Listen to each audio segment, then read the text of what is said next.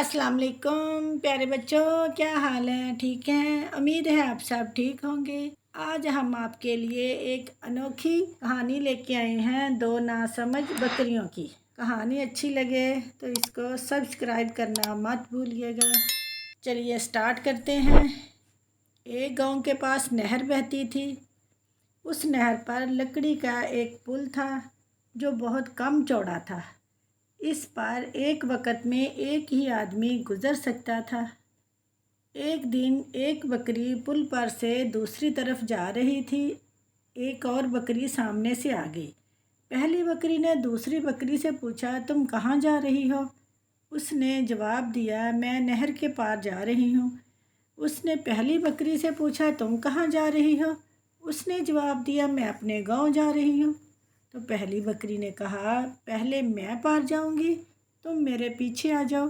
वो कहने लगी कि मैं पहले जाऊंगी, मैं पीछे क्यों आऊं?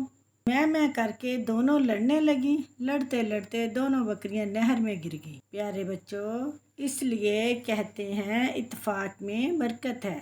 जो काम भी करो मिलजुल कर करो।